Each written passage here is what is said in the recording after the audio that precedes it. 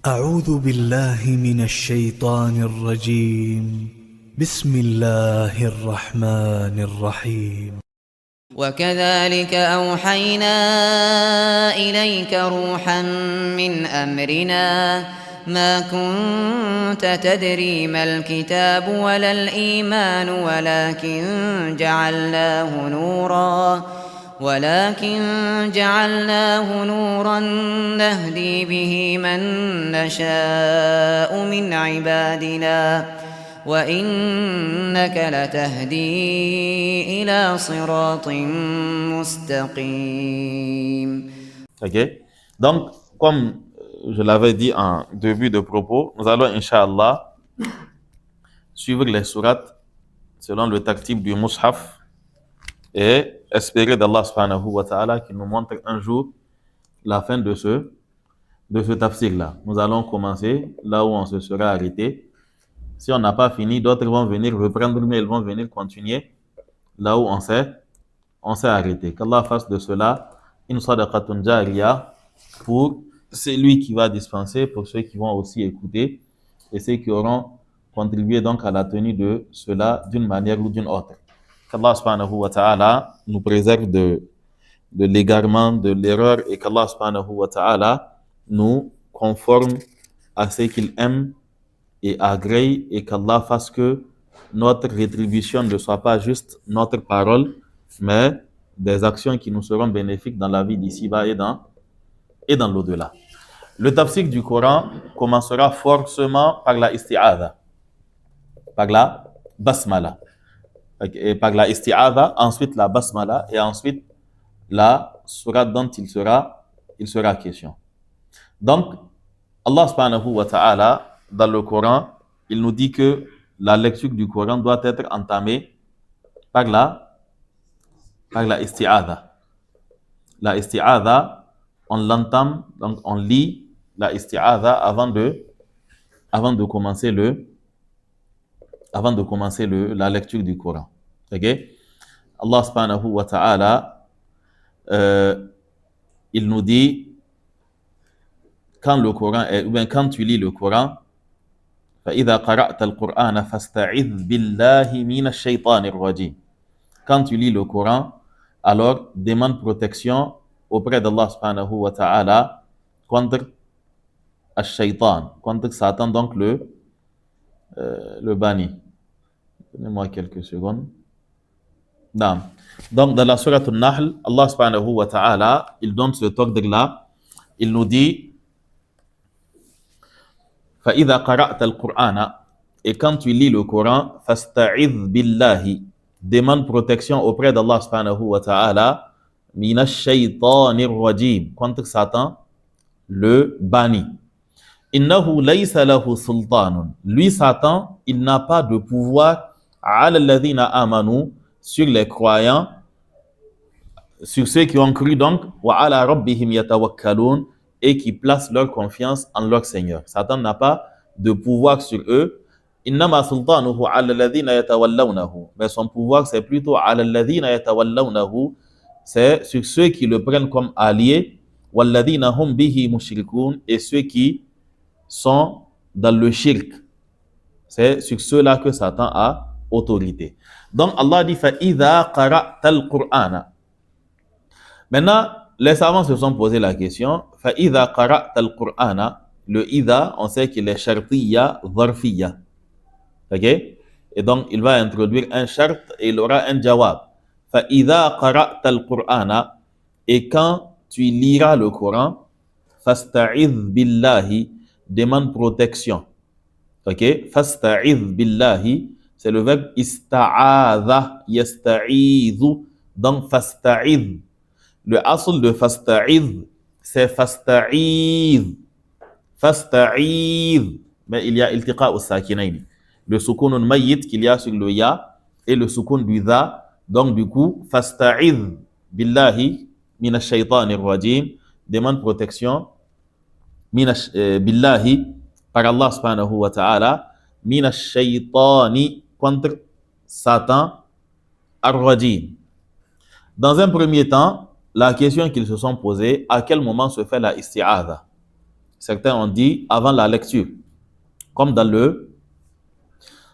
le cas des ablutions, car Allah subhanahu wa ta'ala nous dit Ya ayyuhalladhina amanu idha qumtum ila salati faghsilu wujuhakum.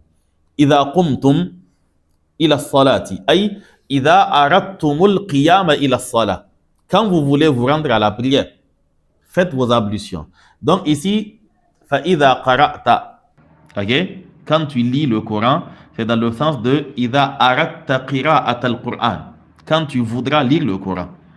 Certains ont dit non, on doit faire la isti'adha après la lecture. C'est-à-dire qu'on finit de lire et on dit A'udhu billahi minash shaitanir rajim. Ils disent que cela pour se débarrasser de toute fierté. Ok? Pour comprendre que voilà, j'ai lu, c'est une grâce d'Allah et c'est que Satan m'a fait miroiter, bien c'est que Satan m'a fait imaginer, je m'en débarrasse quoi, par la isti'adha. D'autres ont dit non, on dira la isti'adha avant et après. Mais l'avis le plus juste, c'est qu'on fait la isti'adha en début, naturellement, comme cela a été rapporté du prophète sallallahu alayhi wa sallam. Il n'y a pas de isti'adha à faire après la lecture. On lit la isti'adha tout simplement. Maintenant, l'autre question, le a'udhu, ou bien le fa'idha qara'ta al-Qur'ana fasta'idh billahi minash shaitani. D'où vient le mot shaitan? Les savants disent que le mot shaitan, ça vient de la racine shatana. Ça vient de la racine shatana. Et quand on dit ash-shaytanu, c'est al-ba'idu. Ash-shaytanu, al-ba'idu. Donc, fasta'idh billahi minash shaytani. Demande protection auprès d'Allah subhanahu wa ta'ala. Minash shaytani. Ok? Ils disent que le asl de ce mot-là, shaitan, ça vient du mot shaitana qui signifie s'éloigner, se retrouver loin. De là, ils disent que le mot shaitan, comme cela a été confirmé dans le Coran, ne fait pas allusion seulement au génie.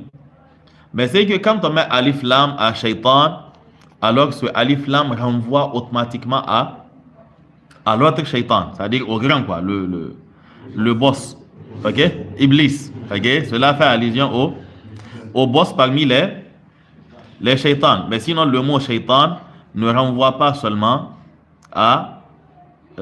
au génie, ok. Un humain, quand il adopte ce comportement, lui aussi, il fait partie des shayatin. Allah subhanahu wa ta'ala, cela, quand il parle de shayatin al-jinni wal-ins, ok, c'est montre que il peut y avoir des shayatines parmi les génies aussi. Et parmi les humains aussi. Et ici, quand on dit A'udhu billahi minash shaytanir rajim, alors on fait allusion au grand parmi les shayatines, donc le shaytan comme on le connaît d'appellation. De là, on comprend que le mot shaytan, sans rentrer dans les détails, le mot shaytan fait donc allusion à toute personne qui s'éloigne de la guidée. Donc ici, quand on dit minash shaytani, on fait allusion au shaytan, le grand quoi. Maintenant, le mot ar-rajim, c'est un fa'il bima'na maf'oul. C'est al-marjoum. Ok? Al-marjoum. Comme qu'Allah subhanahu wa ta'ala dit que وَجَعَلْنَاهَا رُجُومًا لِلشَّيَاطِينِ. Ok, al-marjoum, c'est le fa'il du verbe rajama qui signifie lapider. Ok, al-marjoum, c'est le maf'oul plutôt de rajama. Donc c'est lui qui est lapidé, c'est lui qui est banni, c'est lui qui est exclu. Ok, c'est lui qui a été rejeté. Donc le fasta'idh billahi minash shaytanir rajim demande protection auprès d'Allah contre Satan. Al-Ba'id an rahmatillah, qui a été donc éloigné de la miséricorde d'Allah subhanahu wa ta'ala. Al-Ba'id anil huda, c'est lui-là qui est loin de la guidée, ok, de ce qu'Allah subhanahu wa ta'ala a révélé. Maintenant, les savants se sont posé la question, quelle doit être la formule de isti'adha? Les formules de isti'adha authentiques rapportées sont au nombre de 2. vous avez le A'udhu billahi minash shaitanir rajim, comme le dit Ibn Kathir, parce qu'il est conforme à ce qui figure dans le Coran. Allah a dit فَإِذَا قَرَأْتَ الْقُرْآنَ فَاسْتَعِذْ بِاللَّهِ مِنَ الشَّيْطَانِ الرَّجِيمِ. Donc le فَاسْتَعِذْ بِاللَّهِ مِنَ الشَّيْطَانِ الرَّجِيمِ, ça c'est la forme impérative. Maintenant, l'application de ce verset, on ramène cela à la voix affirmative. Ok? فَاسْتَعِذْ بِاللَّهِ أَعُوذُ بِاللَّهِ فَاسْتَعِذْ بِاللَّهِ مِنَ الشَّيْطَانِ الرَّجِيمِ أعوذ بالله من الشيطان الرجيم. Donc cette formule, c'est celle qui a été citée dans le Coran. Maintenant, dans la sunna du prophète sallallahu alayhi wa sallam, la seule formule qu'on a retrouvée, okay, qui remonte à lui, c'est le أعوذ بالله السميع العليم من الشيطان الرجيم من همزه ونفخه ونفثه. Ok? Ce sont les deux formules qui ont été rapportés. L'autre, il est conforme à ce que le Coran a donné comme ordre.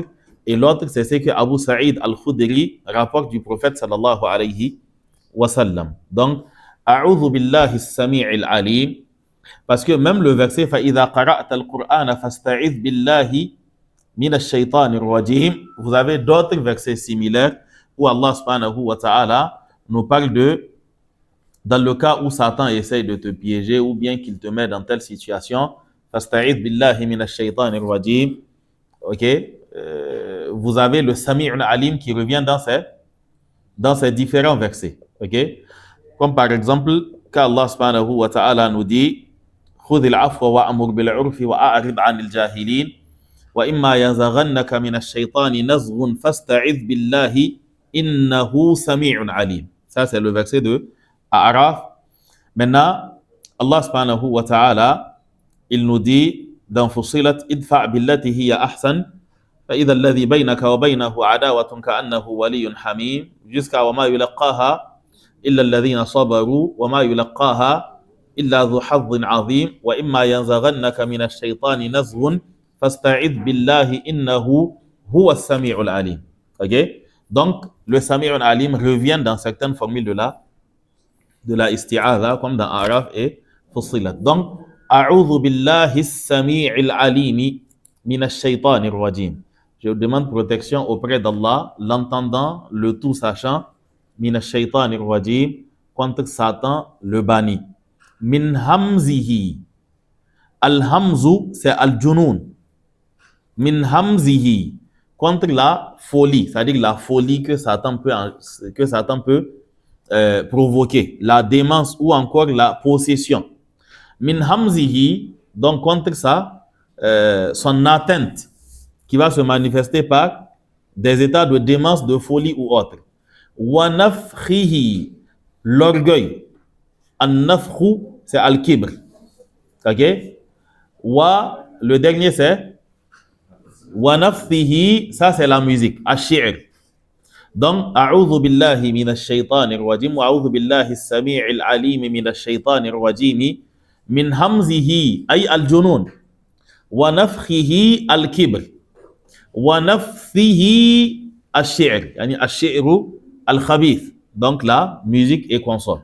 Donc, à travers cette formule-là, on demande protection à Allah subhanahu wa ta'ala contre les troubles que Satan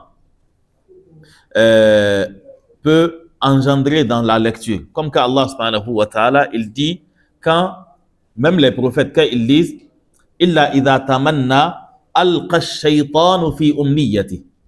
Donc pendant la lecture, il y a Satan qui essaie de s'immiscer, ok, en te troublant, en envoyant ton esprit loin ou encore en donnant lieu à des réflexions qui n'ont pas lieu d'être. Donc tu demandes protection min hamzihi. Wa nafkhihi, tu demandes protection contre l'orgueil. Parce que nous savons que la maîtrise du Coran, sa lecture, sa mémorisation et tout ce qui a trait à cela est susceptible de provoquer de l'orgueil, de l'arrogance et de la vanité. Okay? À l'image de toute science qui n'est pas bien maîtrisée ou toute science à laquelle on n'a pas joint une autre. Quelqu'un qui maîtrise le Coran et qui n'a jamais essayé, par exemple, la langue arabe, vous allez vous rendre compte qu'il est orgueilleux. Mais quand il va rentrer dans une autre discipline, il va se rendre compte que ce qu'il a fait en ce qui concerne le Coran n'est pas le summum de l'exploit. Parce qu'il a commencé avec Alfiya, Adjurumiya, Alfiya c'est loin, et puis Tagagare chez quoi. Ok, donc il comprend que Arafta shay'an wa ghabat anka ashiya'u. Il comprend que tu as découvert une chose, mais ce que tu ignores est plus grand que ce que tu connais dans la réalité. Ok? Donc, min hamzihi wa nafkhihi wa nafthihi. Et an-nafthu, c'est ash-shi'r. Ash-shi'r, ça peut être la poésie, ça peut aller au-delà aussi. Ok? C'est pour cela que dans le Coran, Allah a blâmé certaines formes de shi'r, parce que ça s'accompagne de propos obscènes, ça peut être accompagné de musique, ça peut être accompagné d'autres choses. Donc Allah subhanahu wa ta'ala, il a interdit cela. Donc quand on lit le Coran, on demande protection auprès d'Allah subhanahu wa ta'ala contre les troubles psychologiques ou encore le manque de concentration, tout ce que Satan peut engendrer qui serait d'ordre psychologique. On demande protection contre l'orgueil, ok? Et on demande protection contre toute autre chose, parce que sachez que ash-shi'ru et tout ce qui va avec la musique et autres, ce sont des éléments qui sont susceptibles de te détourner du Coran. C'est pour cela que les savants disent que hubbul kitabi wa hubbu alhanil ghina fi qalbi abdin laysa yajtami'ani. Ils disent que hubbul kitabi, l'amour du Coran, wa hubbu alhanil ghina, et le fait d'aimer la musique, ils disent que fi qalbi abdin laysa yajtami'ani. Ils disent que les deux ne peuvent pas s'unir dans le même cœur. C'est-à-dire quand on met la musique, tu es à fond, tu accompagnes même le chanteur, tu chantes ça. Et après tu finis, tu ouvres le Coran, a'udhu billah, c'est rare de voir cela. Ok? C'est rare. Je ne vais pas dire que c'est pas impossible. Ok? Mais c'est quelque chose de rare. Voir quelqu'un qui aime la musique et en même temps qui aime le Coran, tu vas aimer un et délaisser l'autre. Il peut y avoir une phase transitoire, ok? Où tabakidi, tabakaratu, quoi. Ok? Mais en fin de compte, forcément, tu vas laisser un. Ok? À un moment, forcément, tu vas laisser un. Parce que déjà, quand on t'identifie comme quelqu'un qui lit le Coran, écouter de la musique, toi, tu sais que ça ne te sied pas. C'est-à-dire qu'il est impossible dans ta voiture, tu mets la lecture, on te voit à la makaranta, tu apprends à lire le Coran, et puis souvent on t'entend, tu es en train d'écouter, je ne sais pas, les chansons oubliées, okay, tu es en train d'écouter les Francis Cabrel et autres, c'est bizarre, ok? C'est très bizarre. Donc à un moment donné, tu sauras que les deux ne sont pas compatibles, on ne peut pas concilier les deux. Donc après la isti'adha, vient la basmala. Ibn Kathir dans son tafsir, il s'est beaucoup attardé sur ces éléments-là. Nous allons lire quelques parties en ce qui concerne la basmala avant de rentrer dans le tafsir même de la sourate, Inch'Allah. Il dit donc concernant la basmala, Satan, déjà lui, on s'est débarrassé de lui à travers la isti'adha. A'udhu billahi minash shaytanir rajim. Maintenant, il s'agit d'entamer la lecture du Coran. Il dit que iftataha biha as-sahabatu kitab Allah.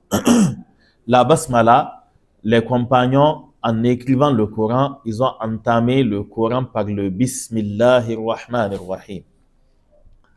Et tous les savants sont unanimes sur le fait que le Bismillahir Rahmanir Rahim est une partie d'un verset se trouvant dans la sourate An-Naml. Ok? Donc, la lettre que Suleiman a envoyée à la reine de Saba. Donc, dans cette lettre-là, nous avons la basmala qui se retrouve. Ok? Quand elle dit que inni ulqiya ilayya kitabun karim, innahu min Suleiman wa innahu Bismillahir Rahmanir Rahim. Donc, c'est une partie d'un verset de la sourate An-Naml. Maintenant, ils se sont posé la question, quel est le statut de la basmala? La basmala, est-ce que c'est un verset indépendant qui se retrouve à l'entame de toutes les sourates, ou bien c'est un verset qui est collé, par exemple, à la sourate al-Fatiha et pas aux autres sourates, ils se sont posé ces questions-là. Ok? Donc, où est-ce qu'on met la basmala? Sachez qu'ici, la question n'est pas en train de se poser. Est-ce que quand tu lis la isti'adha, tu dois commencer par la basmala ou pas? Ok? C'est pas de cela qu'il s'agit. La question qui est posée, c'est est-ce que la basmala fait partie de la Fatiha? Nous allons voir cela ou pas. Ils sont tous unanimes sur le fait que c'est à lire. C'est-à-dire que la isti'adha, la basmala, le Coran, la sourate Fatiha et toutes les autres sourates en dehors de sourate Tawbah commencent par la basmala. Mais c'est le statut de la basmala qu'ils veulent comprendre. Ok? Donc, il a donné les différents avis et finalement, il nous dit que l'avis le plus juste, c'est que la basmala est un verset de la sourate al-Fatiha. Je reprends. La question ne se pose pas, est-ce qu'on dit Bismillahirrahmanirrahim, Alhamdulillahi? C'est pas à cela qu'il est. Est-ce que la basmala est un verset indépendant avant la Fatiha ou bien c'est un verset qui est dans la Fatiha? C'est-à-dire quand on compte les versets de la sourate al-Fatiha, ils sont tous d'accord qu'il y a 7 versets. Maintenant, les 7 versets-là, c'est le premier verset, c'est Bismillahirrahmanirrahim, ou bien Bismillah est un verset indépendant quand il faut compter les versets de la sourate al-Fatiha. Donc, pour faire simple, la basmala, c'est un verset de la sourate al-Fatiha. Donc, quand on lit la Fatiha, on lit forcément la basmala, comme cela a été confirmé dans plusieurs hadiths du prophète sallallahu alayhi wa sallam que nous allons citer, soit aujourd'hui, soit demain, selon ce qu'Allah subhanahu wa ta'ala nous aura permis, Inch'Allah. Maintenant, la basmala, quel est son sens? Donc, c'est un verset de la sourate al-Fatiha, ok? Et c'est un verset par lequel on comprend l'entame d'une nouvelle sourate. Les compagnons disaient qu'ils ne comprenaient qu'une nouvelle sourate était entamée que quand la basmala était reprise. C'est ce qui fait que quand le Coran a été écrit, avant chaque sourate, ils ont mis la basmala. Sauf entre la sourate Al-Anfal et la sourate Tawbah. Là-bas, il n'y a pas de basmala. Entre les deux, il n'y a pas de basmala. Mais entre chaque deux sourates, il y a une basmala. Okay? Maintenant, quel est le sens de cette basmala? Le Bismillahi ar-Rahmani ar-Rahim. D'abord, sachez que la basmala, telle qu'elle est écrite ainsi, donc le Bismillah, tel que vous l'avez, il ne s'agit pas de l'écriture de base, parce qu'il s'agit du ba, harfu jar, bi, et ensuite du mot ism. Ism qui est entamé par le hamzatul wasl. Ok? Mais dans l'écriture de la basmala, on supprime le hamzatul wasl. On colle le ba au sin. Comme c'est le cas aussi dans la calligraphie, vous allez voir qu'on fait un ba qui est plus long que les autres ba. Ok? Donc, Bismillahirrahmanirrahim. Le bi que vous avez, c'est un harfu jar et le ism, c'est son majrour. Maintenant, les savants ont une qaïda pour toute parole qui est entamée par un harfu jar et un nom majrour et des sifat. Sans qu'on ait de mubtada, sans qu'on ait de fa'il ou autre. Dans l'analyse, ils disent qu'il y a un taqdir. Dans l'analyse, il faut nécessairement un taqdir. Donc, quand tu dis Bismillahi, lughatan, dans la langue arabe, ça ne signifie rien sans le taqdir. Tu es en train de dire au nom d'Allah. Donc, ils disent qu'il faut faire le taqdir, soit d'un fi'l, soit d'un ism. Ay ibtida'i bismillah. Mon entame, c'est-à-dire j'entame cette chose-là, bismillah. Soit tu fais le taqdir d'un ism, ibtida'i, ou le taqdir d'un fi'l, abda'u bismillah. Je commence par le nom d'Allah. Et maintenant, on adapte cela, au contexte. Quand on est en train de dire la isti'adha ou bien la basmala avant de manger, par exemple, quand tu dis bismillah, le taqdir, c'est akli bismillah. Ok? Ou encore le taqdir par un fi'l. Akulu bismillah. Parce que les savants se sont posé la question, s'il faut faire le taqdir, il faut faire le taqdir d'un ism ou bien le taqdir d'un fi'l. En d'autres termes, le bismillah, il faudrait qu'on en fasse un élément qui est raccordé au khabar ou un élément qui sera raccordé à une jumlatun fi'liya. C'est-à-dire aqra'u bismillah ou bien qira'ati bismillah. Ok? Ibn Kathir dans son tafsir, il nous dit que les deux reviennent à la même chose parce que quand il y a fi'l, il y a forcément masdar. C'est soit le fi'l je vais utiliser, soit c'est le masdar que je vais utiliser. S'il s'agit par exemple du sujoud, un exemple, je dis asjudu bismillah ou je dis sujudi bismillah. Ok? Aqra'u bismillah ou qira'ati bismillah. Donc on commence par la basmala, la lecture, et on fait cela tabarrukan, à la recherche de bénédiction. On fait cela à la recherche de bénédiction. On demande protection on demande, disons, bénédiction à Allah subhanahu wa ta'ala dans ce qu'on est en train d'entamer. Donc, bismillahi, donc abda'u qira'ati, ou encore aqra'u ou qira'ati, je lis au nom d'Allah. Comme ce qui a été révélé au prophète sallallahu alayhi wa sallam au tout début de la révélation. Allah lui a dit Iqra bismi rabbika alladhi khalaq. Ok? Certains savants disent que ça c'est ce qui montre que le taqdir du bismillah doit se faire par un fi'l. Parce que Allah a dit Iqra bismi rabbika alladhi khalaq. Donc tu dis Aqra'u bismillah parce que le amr a été Iqra bismi rabbika alladhi khalaq. Ok, jusqu'à la fin. Donc, Aqra'u bismillah. Et c'est le taqdir qui doit être fait à chaque fois que vous avez une basmala. Selon le contexte, la basmala, c'est le sens qu'elle prend.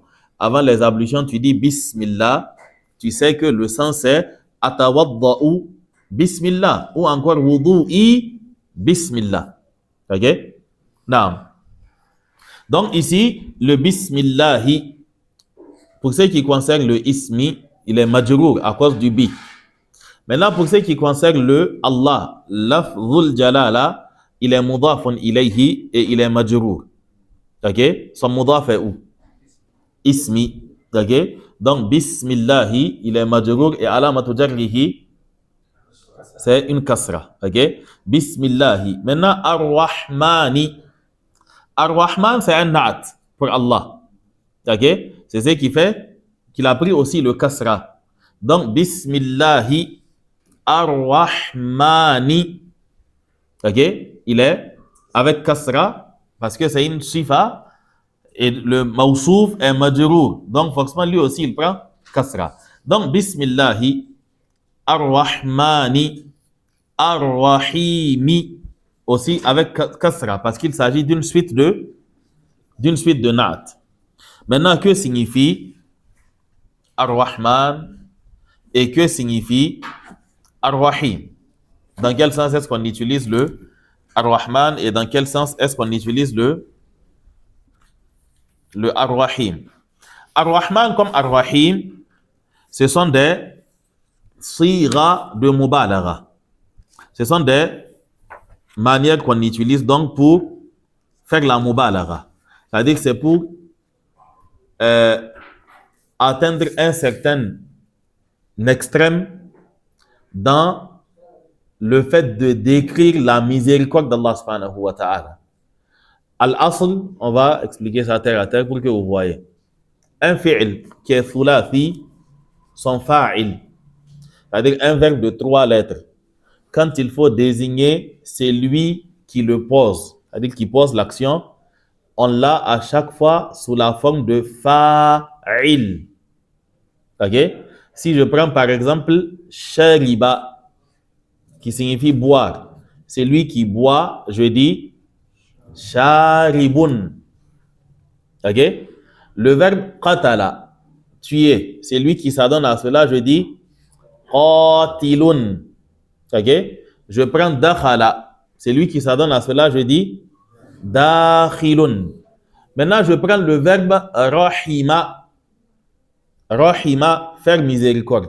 Le nom qui vient de rahima, sous la forme fa'il, c'est rahimun.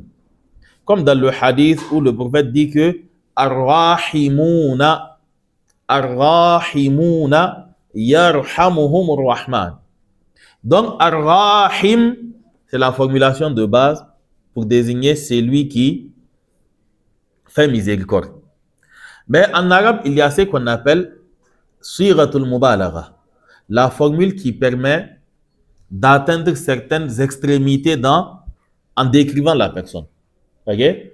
Vous prenez des noms qu'on a à côté, Ghafir, le nom d'Allah. On a Ghafour, qui va au-delà de Ghafir. On a Ghaffar, qui va au-delà de Ghafir. Ghafour, Ghaffar, on les appelle des siras de Mubalagha. Donc, parmi les siras de Mubalagha, vous avez ce qui est sous la forme de Fa'lan.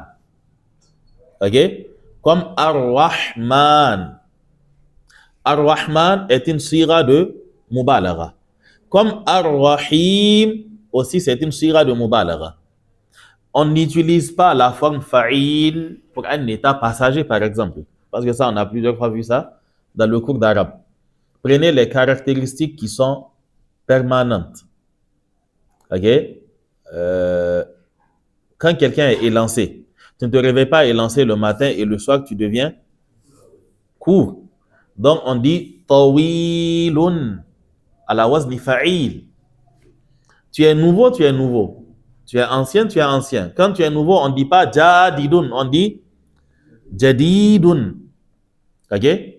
Quand c'est petit, dans le sens de la quantité, c'est petit. On dit qalilun.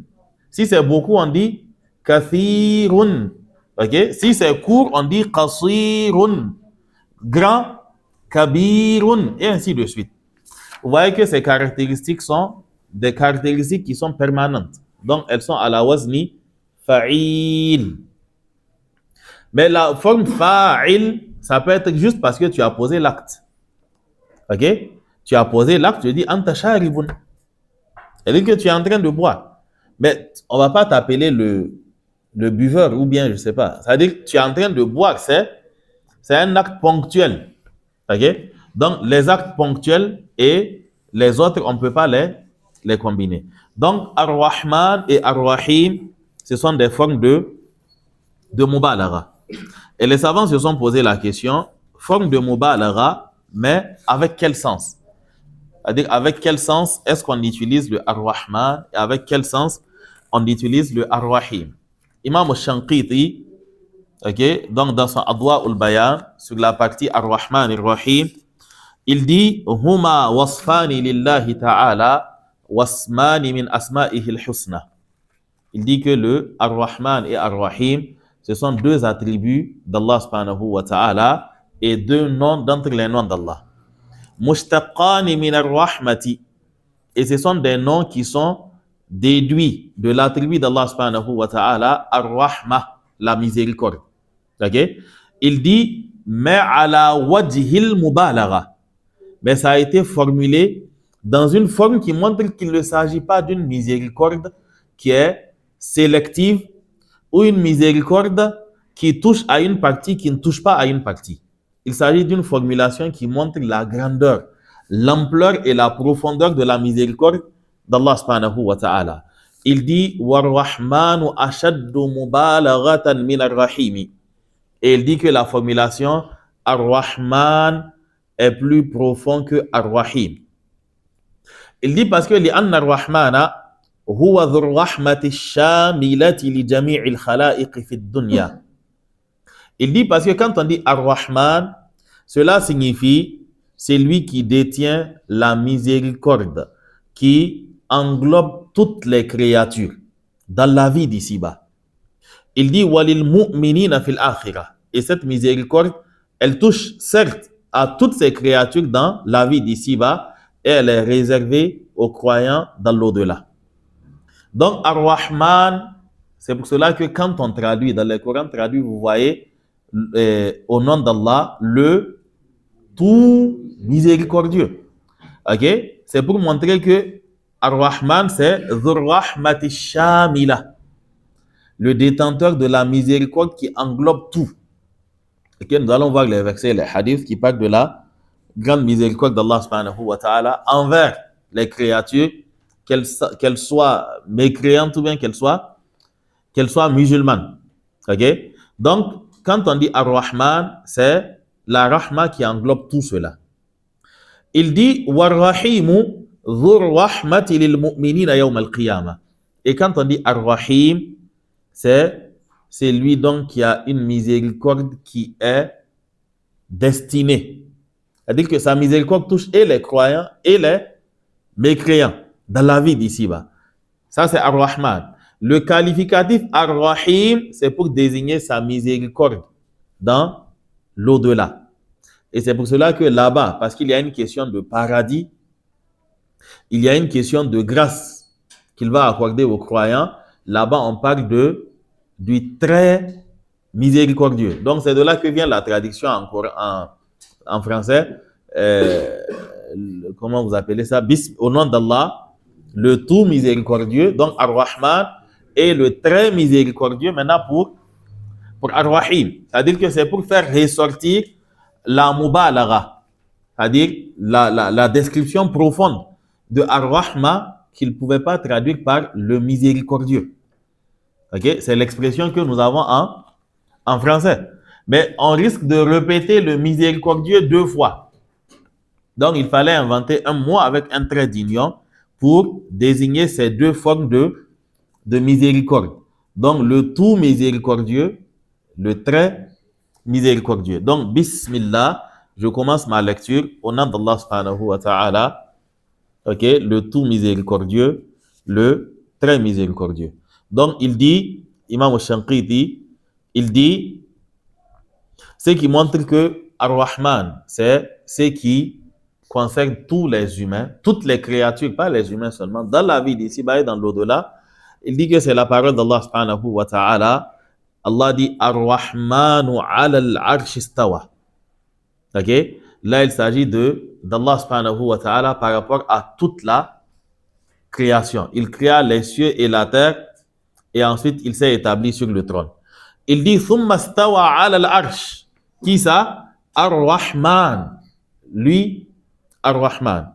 Ou bien quand Allah parle des oiseaux, Allah dit Awalam yaraw ila at-tayri fawqahum saffatin wa yaqbidna ma yumsikuhunna illa ar-Rahman. Allah dit n'ont-ils pas vu les oiseaux dans les cieux, voguant donc dans les cieux en pliant et en rabattant donc les ailes, c'est-à-dire en battant les ailes. Donc il dit saffatin wa yaqbidna. Allah dit ma yumsikuhunna. Nul ne les retient en vol en haut, illa ar-Rahman, si ce n'est Allah subhanahu wa ta'ala. Donc cela montre que la rahma ici, elle désigne la rahma qui est générale. Vous avez aussi les débuts de la sourate Ar-Rahman. Allah subhanahu wa ta'ala, il englobe tout là-bas. Il dit Ar-Rahmanu allama al-Qur'ana khalaqa al-insana allamahu al-bayan. Jusqu'à ce qu'il pose la question Fabi ayyi ala'i rabbikuma tukadhiban. Lequel des bienfaits de votre Seigneur vous niez? Ici, il s'agit des humains et des génies. Ok? Et il n'est pas question de foi, de croyance ou autre. Maintenant, quand vous regardez, quand Allah subhanahu wa ta'ala parle des croyants, Allah dit Wa kana bil mu'minina rahima. Allah subhanahu wa ta'ala nous dit لقد تاب الله على النبي والمهاجرين والأنصار الذين اتبعوه في ساعة العسرة من بعد ما كاد يزيغ قلوب فريق منهم ثم تاب عليهم إنه بهم رؤوف رحيم. Il est certes en ce qui concerne les croyants Ra'oufun Rahimun. Ok? Donc ici, le Rahim, ça désigne la rahma d'Allah subhanahu wa ta'ala qu'il a réservé aux croyants dans l'au-delà. Et Ar-Rahman, c'est ce qu'il y a encore de plus grand. Ça englobe et la vie d'ici-bas, et l'au-delà, et les croyants, et et les mécréants. Parce que la rahma d'Allah subhanahu wa ta'ala, elle touche tout. Allah subhanahu wa ta'ala nous dit wa rahmati wasi'at kulla shay'in. Et ma miséricorde englobe toute chose. C'est par cette miséricorde d'Allah subhanahu wa ta'ala que tu respires sans payer de facture. Ok? Tu bois sans payer. C'est-à-dire que tu vis certaines choses dont tu n'es même pas conscient. Il faudrait qu'il y ait une petite panne technique en toi pour que tu saches que c'est payant. Si tu as un problème rénal, on va te faire une dialyse. Je ne sais pas ici, mais ailleurs, il faut déposer une caution. Ok? Tu déposes une caution. Ok? Mais tu es bien portant, tes reins, ça filtre sans que tu ne t'en rendes compte. Ok? Tu n'as pas de problème, tu respires normalement. Mais quand il y a un problème, maintenant, il te faut avoir une bonbonne d'oxygène à côté. Et dès qu'on te retire ça, au bout de 3 minutes, tu commences à manquer d'air. Tu commences à suffoquer déjà. Il faut qu'on te place ça. Donc, tout cela rentre dans la miséricorde d'Allah subhanahu wa ta'ala. Et n'aurait été cette miséricorde d'Allah, Allah subhanahu wa ta'ala, il aurait déjà effacé tout ce qu'il y a sur la terre. Et c'est pour cela qu'Allah, il joint dans de nombreux passages sa miséricorde et son pardon. Sa miséricorde et son pardon. Parmi les signes de la miséricorde d'Allah subhanahu wa ta'ala, il y a le fait que tu lui désobéisses. C'est-à-dire qu'il te donne, tu t'entêtes. C'est lui qui te fait tout. Mais tu refuses de lui obéir. Et il te laisse. Bon, pour un temps. Mais c'est que sûr, il t'a laissé. Il t'a laissé manger, boire, jouir. Allah dit Qul tamatta' bi kufrika qalila. Jouis de ta mécréance, quoi. Dans tous les cas, tu vas nous retrouver là-bas. Ok? Donc, par la miséricorde d'Allah subhanahu wa ta'ala, tu désobéis. Allah t'ordonne, tu refuses. Il t'ordonne, tu contestes. Il t'ordonne, tu dis que non, cette règle n'est pas bien réfléchie. Mais il te laisse. Ok? Et souvent, tu reviens toi-même à la raison et tu te reformes. Et là, tu te rends compte que Allah t'a sauvé. Parce que s'il t'avait attrapé dans l'autre situation, ça n'allait pas être bien pour toi. Et c'est cette réalité qu'Allah subhanahu wa ta'ala, il nous rappelle. Allah nous dit que que l'homme considère sa nourriture. C'est nous qui avons fait descendre la pluie en abondance. Et ensuite, nous avons fait fendre la terre. Et nous avons fait sortir les graines, les raisins, nous avons fait sortir tout cela, les jardins qui sont touffus, les raisins, tout type de fruits et de céréales. Ok? Allah dit tout cela, mata'an lakum. C'est pour que tout cela vous serve de jouissance, vous, wali an'amikum, ainsi que vos bestiaux. Vous faites tout cela. C'est-à-dire que tout cela, c'est la grâce d'Allah subhanahu wa ta'ala. Mais Allah subhanahu wa ta'ala, il a dit avant cela, Kalla lamma yaqdi ma amara. Allah dit, l'homme, lamma yaqdi, jusqu'à présent, il ne s'est pas encore acquitté de ma amara, ce que nous lui avons ordonné. Et pourtant, nous lui avons accordé toutes ces choses-là. Mais la miséricorde d'Allah subhanahu wa ta'ala, wasi'at kulla shay'in, elle englobe toutes choses. Ce qui fait que tu désobéis, Allah te regarde. Et Allah te pardonne. Par la miséricorde d'Allah subhanahu wa ta'ala, il y a le fait qu'Allah, il cache souvent, c'est-à-dire qu'il te couvre. Tu fais certaines choses, c'est entre toi et Allah subhanahu wa ta'ala, et personne ne sait. Et cela fait partie d'une grâce d'Allah. C'est cela que les prédécesseurs disaient, quand les gens aiment en toi quelque chose, c'est-à-dire quand les gens t'apprécient, ils disent, remercie Allah pour le voile qu'il a posé sur toi pour cacher tes défauts. Imam al-Qahtani, il disait que, oh Allah, je te remercie, c'est-à-dire que tu as fait que beaucoup m'apprécient. Et il ajoute que, Wallahi law alimu qabiha sarirati La abas salama alayya man yalqani. Il dit, je jure par Allah, s'ils connaissaient mes secrets cachés et à quel point c'est vilain, même la salam, il n'allait pas me lancer.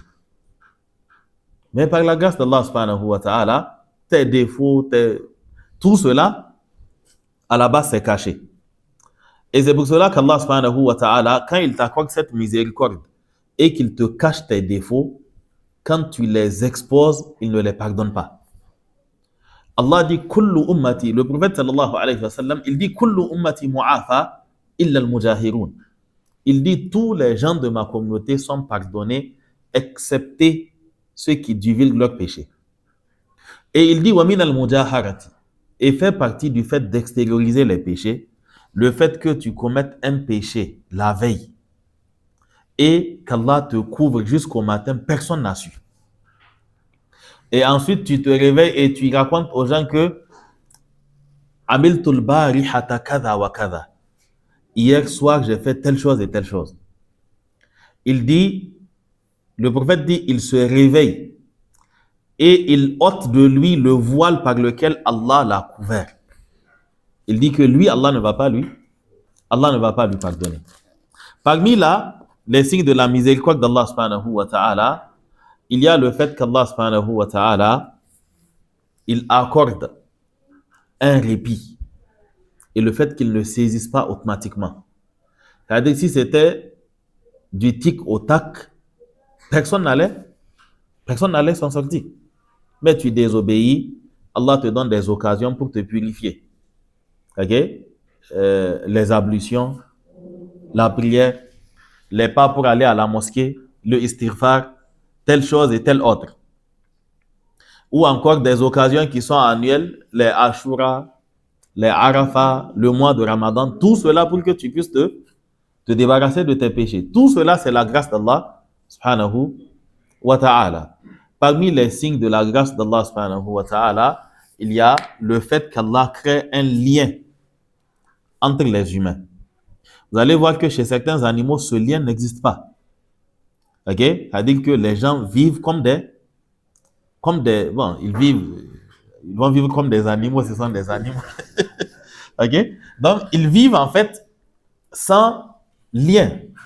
Vous allez voir que vous mettez des animaux ensemble, souvent pour les croisements et autres, il n'y a pas de père, il n'y a pas de fille, il n'y a pas de mère, il n'y a pas de fils. Ils vivent ainsi. Ok? Ils vivent ainsi. Mais Allah subhanahu wa ta'ala, au niveau des humains, il a mis un certain nombre de règles pour préserver la dignité humaine.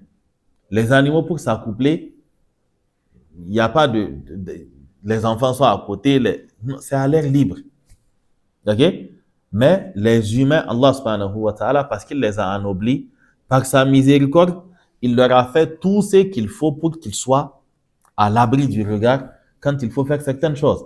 Allah a mis des liens entre les gens pour éviter que les gens ne vivent comme des animaux. Mais cette grâce d'Allah subhanahu wa ta'ala, on l'obtient encore plus en abondance quand on est proche d'Allah subhanahu wa ta'ala. Allah dit wa rahmati wasi'at kulla shay'in. Mais il a dit qu'il va la prescrire pour qui? Pour une catégorie bien donnée, Inch'Allah. Nous allons revenir sur le Ar-Rahman Ar-Rahim au niveau du verset, donc, le troisième verset de la Fatiha, Inch'Allah. Demain, nous allons commencer donc avec le Alhamdulillahi Rabbil Alamin, Ar-Rahman Ar-Rahim, en espérant pouvoir terminer la sourate et pourquoi pas entamer la sourate Al-Baqarah aussi, Inch'Allah. Naam. Donc, vous allez essayer d'être un peu ponctuel. L'objectif étant d'arrêter le tafsir peut-être un peu avant 18h30. Dans tous les cas, la rupture, elle se fera ici, quoi, sauf pour ceux qui ont des engagements et qui voudraient partir rompre ailleurs. Mais il s'agit d'arrêter quelques instants avant 18h30, ok, pour laisser la plage pour les questions, les discussions et tout ce qui va avec, quoi. Et pourquoi pas certaines règles de la lecture du Coran, Inch'Allah. Tout cela est conditionné par la ponctualité, ok, que ce soit au niveau de ceux qui prennent part ou bien au niveau des techniciens, même si les techniciens ont dévancé les autres aujourd'hui, Inch'Allah. Non, donc, parce que l'heure est déjà avancée, nous allons arrêter ici pour aujourd'hui, Inch'Allah, et demain, nous allons continuer avec le début de la Fatiha. Donc, aujourd'hui, il était question surtout de mettre certains éléments en avant de commencer. Non. Qu'Allah subhanahu wa ta'ala nous pardonne pour nos insuffisances et qu'Allah subhanahu wa ta'ala nous assiste, qu'Allah nous donne les mérites de ce mois. Subhanakallahumma bihamdik, ashhadu an la ilaha illa ant, astaghfiruka wa atubu ilayk, wa sallallahu ala nabiyyina Muhammadin wa ala alihi wa sahbihi wa sallam. Wassalamu alaikum wa rahmatullahi wa barakatuh.